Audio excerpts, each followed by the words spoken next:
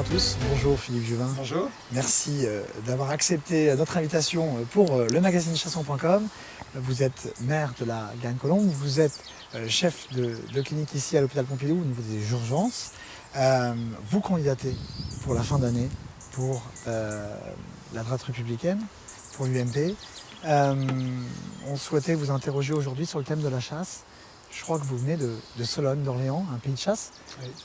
Je suis né à Orléans, mon grand-père était chasseur, mon père était chasseur et mes parents ont une maison qui est située à 35 km d'Orléans, à Lailly-en-Val, c'est à côté de très belle ville de Beaugency. Et c'est vrai que c'est une région de chasse. Vous avez déjà eu l'occasion d'aller à la chasse? Oui, j'ai mon permis de chasser, que j'ai depuis que je dois avoir 16 ou 17 ans ou 18 ans. Alors je ne suis pas un très bon chasseur au sens où je me promène plutôt et je promène mon chien. Mais j'aime la chasse parce que c'est une tradition. Donc moi, la chasse traditionnelle a toujours fait partie de mon environnement familial. Et le petit déjeuner le matin, quand le soleil se lève, le froid, le vent, la brise, vous savez, c'est la chanson de Delpech. C'est ça. Pour moi, la chanson de Delpech, c'est la chasse. Les chasseurs, on dit ou on ne dit pas d'eux qui sont des acteurs de la biodiversité. Est-ce qu'à votre avis, eux, ils ont un rôle? Est-ce qu'ils bossent vraiment pour la nature? Certainement, de toute façon, on voit bien qu'il y a un sujet de... le mot n'est pas très beau, de régulation des espèces, mais les agriculteurs nous disent très bien, il y a des champs entiers qui sont saccagés, en particulier par les sangliers. Et dans ma région, je vois que les chasseurs chassent essentiellement le sanglier, parce qu'ils sont aussi agriculteurs. C'est ça. Malgré tout, on dit des chasseurs, d'un côté qui régulent, mais de l'autre côté, depuis maintenant quelques années, ils sont attaqués, ces chasseurs. Ils sont attaqués sur le terrain, ils sont attaqués parce qu'il y a des gens qui viennent saboter, qui viennent mettre des miradors par terre. Ça vous inspire quoi? Prétendre qu'on veut défendre la nature et en même temps se promener avec un fusil pour tuer un animal, ça paraît quand même pas très logique. Et donc il faut expliquer les choses. En fait, la chasse, on ne la comprend pas si on n'a pas compris que d'abord c'est des traditions. Il y a une tradition de la chasse dans certains lieux de France, milieu rural. Et puis, encore une fois, il y a une obligation, une nécessité, pour les raisons que je vous disais tout à l'heure, en particulier de régulation agricole. Mais c'est vrai qu'on attend du chasseur qu'il participe aussi à une sorte d'aménagement du territoire.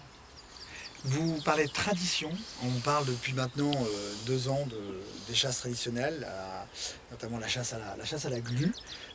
C'est quelques milliers de personnes, c'est quelques milliers de captures, c'est un mode de chasse qui n'est pas forcément très bien expliqué, où en fait on ne va pas tuer les animaux en les collant, mais c'est justement ces animaux-là qu'on va utiliser comme un plan. Ça vous inspire quoi, le fait qu'aujourd'hui on veuille s'attaquer à des chasses qui représentent quelques milliers de personnes dans le sud de la France? Non, moi la chasse que je connais, c'est la chasse au sanglier, c'est la chasse au faisan, c'est la chasse au perdreau. C'est cette chasse qui, je dis, a bercé moi mon enfance, mon adolescence. J'ai vu mon père aller chasser, je l'ai accompagné, j'ai rabattu, je revenais crotté, déchiré par des épines, et puis content au fond d'une journée qui était une journée sportive. Oui. Et c'est vrai que, encore une fois, les gens ne peuvent pas comprendre qu'ils n'ont jamais vu ce sorte de schizophrénie entre je me promène, j'aime la nature et je porte un fusil.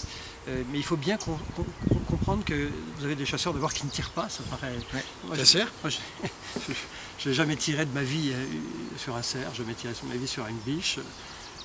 J'ai tué un sanglier dans toute ma vie. Donc si vous voulez faire des tableaux de chasse, ne m'invitez pas comme chasseur. En revanche, si vous voulez quelqu'un qui apprécie cet environnement, qui est un environnement de fort contact avec la nature, nous qui sommes urbains, on sait plus ce qu'est un arbre, on ne sait plus ce qu'est une promenade en forêt, on ne sait pas ce qu'est un champ. Les urbains ne connaissent plus rien à la nature et c'est vrai que la chasse est un mode d'entrée dans la nature. Alors, les urbains ne connaissent plus grand-chose de la nature. Il y a autre chose qui paraît aujourd'hui, c'est la question de bien-être animal. On en voit de plus en plus aujourd'hui dans les médias. Il y a même maintenant un parti. Vous êtes médecin. Vous avez un vrai rapport à la mort, une vraie notion de mort. Les chasseurs aussi ont une notion de mort lorsqu'ils prélèvent un animal. Aujourd'hui, on a la sensation qu'il y a un vrai décalage entre la population qui n'a plus cette notion de mort, mais à la fois au niveau animal, mais à la fois aussi peut-être au niveau humain. Ça vous inspire quoi, ça, en fait? C'est une question difficile. Vous m'avez donné l'exemple de Genève en Suisse qui a interdit la chasse. La conséquence c'est quoi? Comme ils ont interdit la chasse, les cultures sont saccagées et donc il y a des fonctionnaires qui sont payés pour prendre un fusil et aller tirer sur des animaux en cachette la nuit. Donc il faut bien comprendre, la question n'est pas le souhaitable, c'est le possible, c'est en pratique comment on fait. Maintenant, chez des chasseurs, il y a des gens qui sont respectueux de la nature, il y a des imbéciles qui ne le sont pas, comme dans tous les groupes humains. Ce sont ceux-là, je crois, surtout qu'on voit. Et puis il y a cette capacité aujourd'hui à essayer de trouver des coupables à tout. J'ai un chien que j'aime beaucoup. En tant que maire de la Garenne, je suis la première commune de France à avoir autorisé les gens, les fonctionnaires de la commune, au milieu urbain, à venir travailler avec leurs chiens au travail, à la mairie. Donc il y a des chiens à la mairie. Et je m'aperçois qu'au fond, les gens travaillent mieux, sont plus apaisés, le public aussi est plus réceptif. Donc voilà, le monde n'est pas fait de tout blanc ou tout noir, le monde est fait de gens qui font à la fois avec des traditions, avec des volontés de faire vivre des territoires, bref, avec des gens différents. Il faut l'accepter, c'est ainsi, c'est la vie.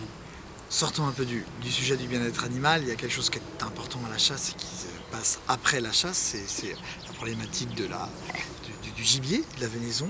Aujourd'hui, en France, c'est très compliqué pour un chef d'entreprise, un restaurateur, de cuisiner du gibier. On est obligé d'importer de Nouvelle-Zélande des cerfs alors qu'on en a plein en France. Qu'est-ce qu'il faudrait faire pour... de toute façon, si vous voulez me faire dire qu'on est devenu dingue, surtout, je peux vous le dire très facilement. Oui, c'est fou, c'est fou. J'ai compris ça, que quand une bête est tuée, je sais pas, dans le centre de la France, eh bien, sa viande ne peut pas être utilisée par le restaurateur du coin parce qu'elle ne répond pas à tous les critères. C'est absurde. Moi, je pense qu'il faut qu'on réfléchisse à quelque chose de plus simple. Peut-être que le maire de la commune où le gibier est tué pourrait-il donner lui-même l'autorisation, donc d'une manière très décentralisée, pas administrative, aux chasseurs qui chassent dans sa commune, de vendre ou de céder la viande au restaurateur d'un périmètre qu'il faudrait déterminer, probablement pas celui de la commune, ça serait trop petit, mais peut-être celui du département ou du canton.